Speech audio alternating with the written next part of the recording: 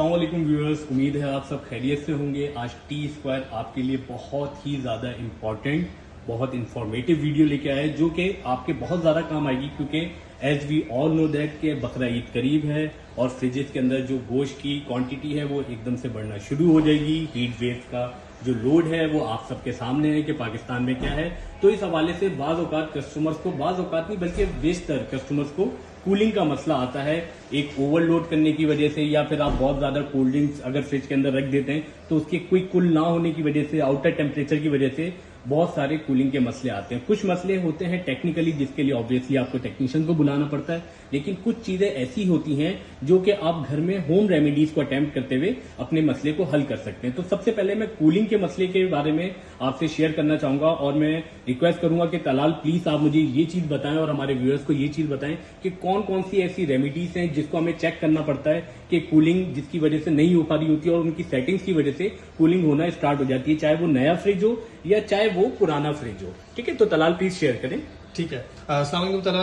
अच्छा, मैं आज बताना चाहूंगा, कस्टमर को अक्सर हमारी प्रॉब्लम आ रही होती है कि कूलिंग हो रही है लेकिन वो वेस्ट हो रही है, डोर उनका प्रॉपर क्लोज नहीं हो रहा। तो उसमें मैं बताना चाहूंगा कि ये हमारी बेसिकली गैस्केट कहलाती है, आम जबान में उसको हम रबड़ भी कह सकते हैं।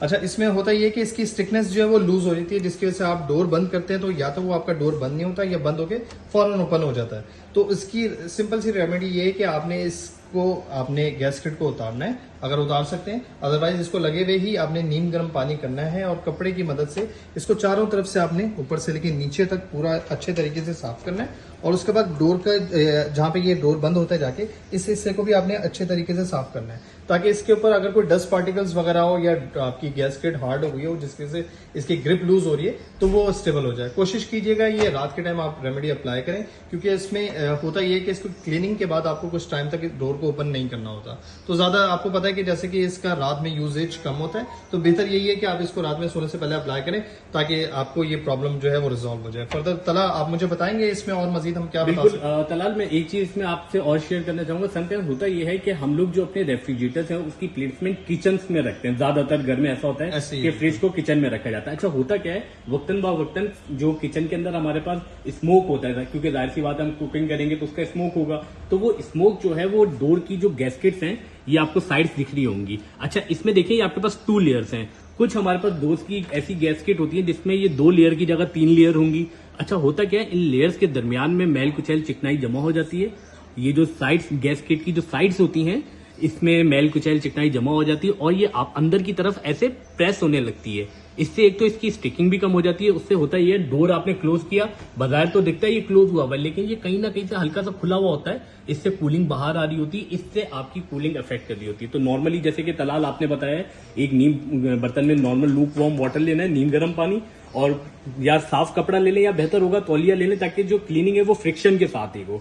और दरवाजे की साइड्स जो होती हैं वो रबड़ की साइड्स, वो आपने गैस्केट की साइड साफ कर ली, इसके अपर सरफेस को साफ कर लिया, और फ्रिज की बॉडी का सामने वाला फ्रेम एरिया जहां दरवाजे की रबड़ जो है गैस्केट वो स्टिक होती है, दरवाजा बंद होता है, उस जगह को साफ करके, जैसे कि तलाल ने आपको बताया, 4 से 5 घंटे मुसलसल या ओवरनाइट फ्रिज को चलते रहने दे, ताकि जो ये स्टिकनेस है वो दोबारा से बहाल हो। इसके बाद साथ साथ तलाल एक चीज मैं आपको इसमें और एडिशन करना चाहूंगा। एक तो दरवाजा सही से बंद नहीं होगा तो कूलिंग नहीं होगी। दूसरा हल ये होगा कि अगर दरवाजा सही से बंद नहीं होगा तो बाहर की एटमॉस्फेरिक कंडीशन जब अंदर के कूलिंग टेम्परेचर से कॉन्फ्लिक्ट करती है तो फ्रिज के अंदर बहुत ज्यादा ओवर आइसिंग होना शुरू हो जाती है। तो आपके ये 2 मसले इसी चीज से हल हो जाएंगे। एक, अगर फ्रिज में बहुत ज्यादा बर्फ जम रही है तब दरवाजे की रबड़ को चेक करें, अगर फ्रिज में कूलिंग नहीं हो रही तब आप दरवाजे की रबड़ को चेक करें। और प्लस जैसे कि अभी आपको हमने अभी रिसेंट वीडियो में भी हमने बताया था, इसमें भी हम दोबारा से क्लियर कर देते हैं कि अगर कूलिंग नहीं हो रही तो थर्मोस्टेट के बारे में तलाल आप प्लीज बताएं कि इसकी किस तरीके से सेटिंग्स करते हैं, नंबर किस में होते हैं, या कौन से फूल पे हम रखेंगे इसको। बेसिकली तला इसमें होता ये है कि इसको एडजस्टेबल बनाए ही इस वजह से जाता है कि हमें इसको बाहर के एटमॉस्फेयर के हिसाब से सेट करना होता है। तो जैसा कि आपको पता है कि गर्मियां हैं और अभी कराची से लेके पूरे पाकिस्तान में ही बहुत ज्यादा गर्मी है, तो डेफिनेटली अगर हम इसको मैक्सिमम पे सेट नहीं करेंगे तो हमारे पास कूलिंग का प्रॉब्लम आएगा। अच्छा तलाल, इसमें एक चीज मैं और मजीद ऐड करना चाहूंगा, जैसे कि आपने बताया है कि थर्मोस्टेट की सेटिंग होती है, इसमें एक मेन चीज ये होती है, समटाइम्स हमारे जो व्यूअर्स हैं, जो हमारे कंज्यूमर्स होते हैं, जो प्रोडक्ट इस्तेमाल कर रहे होते हैं, आप लोगों को एक चीज दरपेश होती है कि आप लोग बोलते हैं कि फ्रिज के ऊपर वाले हिस्से में कूलिंग हो रही है, नीचे वाले हिस्से में नहीं हो रही, नीचे वाले हिस्से में हो रही है, ऊपर वाले हिस्से में नहीं हो रही। ये हर घर में तकरीबन ऐसा होता है। उसमें होता ये है कि फ्रिज का एक साइकिल हमेशा याद रखिएगा, कूलिंग स्टार्ट ऊपर वाले खाने से होगी, फ्रीजर कंपार्टमेंट से, उसके बाद वो शिफ्ट होगी, ट्रांसफर होगी लोअर रेफ्रिजरेटर कंपार्टमेंट में। और अगर खत्म होगी तो पहले नीचे लोअर रेफ्रिजरेटर कंपार्टमेंट से होगी, फिर ऊपर फ्रीजर कंपार्टमेंट से होगी। उसका रीजन ये है कि ऊपर फ्रीजर कंपार्टमेंट में एवोपरेटर का चैम्बर चल रहा होता है और उसी चैम्बर से नीचे लाइनें उतर रही होती हैं, जिस लाइन से गैस को सप्लाई होती है। ठीक है। अच्छा, इसमें एक चीज का आपने और ख्याल रखना है कि बकरा ईद का सीजन आने वाला है। अपने फ्रिज के अंदर कोई भी सामान ऐसा मत रखें कि अंदर की जाने से ये बैक साइड वाली कूलिंग वॉल के साथ टच हो, क्योंकि इस वॉल के बैक साइड पे एवोपरेटर कॉइल्स चल रही होती हैं, सामान टच होगा, बर्फ की लेयर वहां पे जमना शुरू हो जाएगी। ठीक है। और इसी के साथ मजीद मैं तलाल एक चीज और ऐड करना चाहूंगा, अगर फ्रिज के नीचे वाले खाने में कूलिंग नहीं हो रही तो जैसे कि तलाल ने भी आपको बताया, थर्मोस्टेट और दरवाजे की रबड़ चेक कर लें, या ये चेक कर लें, ऐसा तो नहीं फ्रिज के पीछे वाले दरवाजे से बैक वॉल से सामान टच हुआ हुआ है, कूलिंग लाइन चौक हो गई, ओवर आइसिंग हो रही है, तब भी कूलिंग नहीं होगी, बर्फ तो जम रही होगी, बर्फ पे बर्फ की लेयर जम रही होगी, लेकिन कूलिंग नहीं हो रही होगी। लेकिन अगर आप लोगों को ऐसा लगे कि नीचे कूलिंग नहीं हो रही, ऊपर कूलिंग हो रही है, तब तो ये डेफिनेटली आपकी जो कंजम्पशन होती है, आपका जो इस्तेमाल होता है, डेफिनेटली उसका तरीका होगा कि या तो इसके दरवाजे की रबर सही से साफ नहीं होगी, दरवाजा सही से बंद नहीं हो रहा, या फिर बैक साइड वाली कूलिंग वॉल के साथ टच हो रहा है। अच्छा, एक चीज और आपको ऐड करना चाहूंगा, फ्रिज का जो लोअर कंपार्टमेंट होता है उसकी जो कूलिंग कंट्रोल हो रही होती है वो थर्मोस्टेट से हो रही होती है। ठीक है। अगर दरवाजे की रबर सही है और बैक साइड कूलिंग वॉल के साथ सामान भी टच नहीं हो रहा, तब भी अगर ओवर आइसिंग हो रही है तो फिर थर्ड आपका डेफिनेटली थर्मोस्टेट खराब होता है। तो जो भी आप ब्रांड यूज कर रहे हैं उसके कंज्यूमर केयर में कॉल करके टेक्नीशियन लाइन करवा सकते हैं। ठीक है।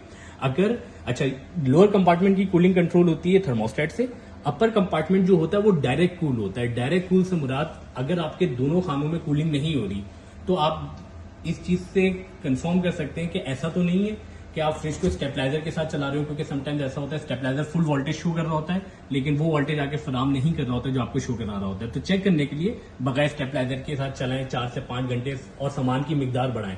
समटाइम्स ऐसा होता है सामान बहुत ज्यादा ओवरलोड होता है, पीछे वाली बैक वॉल के साथ टच हो रहा होता है, इन शॉर्ट सांस लेने का भी इसको मौका नहीं मिल रहा होता फ्रिज को, तब भी कूलिंग का मसला आता है। या गिनती का सामान रखा हुआ होता है तब भी कूलिंग का मसला आता है। उसका रीजन ये कि फ्रिज के अंदर हीट एक्सचेंज होती है, एवोपरेटर कॉइल अपनी जो कूलिंग होती है उसको एक्सट्रैक्ट करता है और जो अंदर की प्रोडक्ट की गर्मी होती है उसको अपने अंदर इनहेल करके एब्जॉर्व करके अब फ्रिज की गैस को लो टेम्परेचर और लो प्रेशर में वापसी कंप्रेसर के अंदर भेज रहा होता है। इसके साथ तलाल मैं आपसे प्लीज चाहूंगा कि आप इसके अंदर कोई चीज ऐड करें ताकि हमारे कंज्यूमर्स को पता चले कि अगर ऊपर फ्रीजर कंपार्टमेंट की भी डोर गैस्केट खराब हो सकती है, इसकी वजह से भी इसमें ओवर आइसिंग का मसला आ सकता है।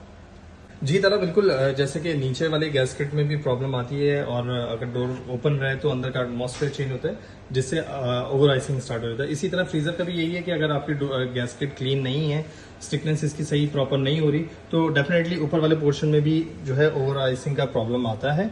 कस्टमर बेशक उसको डिफ्रोस्ट करते हैं लेकिन अगर आप उसकी गैस्केट को क्लीन नहीं करेंगे, डोर प्रॉपर क्लोज नहीं होगा तो इसमें सेम ये ओवर आइसिंग का प्रॉब्लम आएगा। फर्दर मैं चाहूंगा कि आप इसके ड्रेन होल के बारे में भी बताएं, कस्टमर को थोड़ी अवेयरनेस इस हवाले से भी आप दें इनको। अच्छा व्यूअर्स, जैसे कि आप देख रहे हैं कि ये इस प्रोडक्ट, जब आप प्रोडक्ट परचेज करते हैं तो ये कैप लगा हुआ होता है, इस कैप को आपने रिमूव कर देना, दोबारा नहीं लगाना। अगर ये आप लगा के रखेंगे तो आपकी जो ड्रेन लाइन है वो चौक हो जाएगी। अच्छा, उसमें होता ये है कि ये बेसिकली ड्रेन लाइन, इसमें ये होता है कि जो फ्रिज के अंदर मॉइस्चर क्रिएट होता है आइसिंग के बाद या चिलिंग के बाद, तो वो जो वाटर फॉर्म में कन्वर्ट होता है वो इधर से ड्रेन आउट होकर फ्रिज के बैक साइड पे कंप्रेसर के ऊपर ड्रेन ट्रे होती है, उसमें पानी जमा होता है, कंप्रेसर की हीट से एवोपरेट हो जाता है। अगर तो ये बंद रहेगा या ये अगर अंदर से स्टक हो गया तो फ्रिज का पानी यहाँ पे सतह पे ऊपर ऊपर रह जाएगा। उसका आसान सा हल है व्यूअर्स, आपने एक स्ट्रॉ लेना है या ड्रेन, आपके पास एक स्टिक आती है प्रोडक्ट के साथ, आपने वो स्टिक इसके अंदर एंटर करनी है क्लॉकवाइज, मतलब सीधे हाथ की तरफ घुमाते हुए, या स्ट्रॉ ले लेना है जिससे आप कोल्ड ड्रिंक पीते हैं और उल्टे हाथ की तरफ घुमाते हुए आपने उस स्ट्रॉ को बाहर निकाल लेना है। उससे ये होगा कि अंदर अगर किसी भी किस्म की क्लॉक हो गया, किसी भी किस्म की चौकेज होगी, एयर टाइट हुई भी होगी, तो वो रिलीज हो जाएगी, तो पानी एक तो आपका ड्रेन आउट होना शुरू हो जाएगा और यहाँ पे ये है कि आपका ड्रेन होल भी खुल जाएगा। इसके साथ एक और चीज भी होती है, समटाइम्स आप फ्रिज का दरवाजा खोल के जब बंद करते हैं तो एक अजीब सी टक करके आवाज आ रही होती है, तो उसका मेन रीजन ये होता है कि ये आपकी जो ड्रेन लाइन होती है वो चौक हुई भी होती है, एयर लॉक हुई भी होती है। उसमें भी हम आपको यही सजेस्ट करेंगे कि आप अपनी ड्रेन लाइन को क्लियर करें ताकि जब दरवाजा बंद करें तो एबनॉर्मल साउंड ना आए। यही जो रेमेडी है लोअर कंपार्टमेंट के लिए भी है। सिर्फ मैं एक चीज आपको लोअर कंपार्टमेंट में बताना चाहूंगा कि समटाइम्स कस्टमर को लोअर कंपार्टमेंट में ड्रेन होल नहीं मिल रहा होता, तो मैं आपको बताना चाहूंगा ड्रेन होल हमेशा होगा फ्रिज की बॉडी पे। अब जैसे कि मैं आपको दिखा रहा हूँ कि ये जो नीचल लॉक है, इसके पीछे आप ये देख सकते हैं, ये आपके फ्रिज की बॉडी पे होता है ड्रेन होल। तो अगर पानी जमा हो रहा है, दरवाजा खोल के बंद कर रहे हैं, आवाज आ रही है, तो उसके लिए आपने इसी तरीके से ड्रेन होल को क्लियर करना है। होप सो व्यूवर्स, आज की वीडियो आप लोगों को पसंद आई होगी।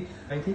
फर्दर अगर आपकी कोई क्यूरी हो तो बिल्कुल हमें कमेंट सेक्शन में बताइएगा, तो इंशाल्लाह हम इसको जरूर एड्रेस करेंगे। और अगर किसी और प्रोडक्ट के बारे में मालूमात लेना चाहते हो तो वो भी मेंशन कीजिएगा, ताकि हम नेक्स्ट अपने वीडियो उस पर बनाएं।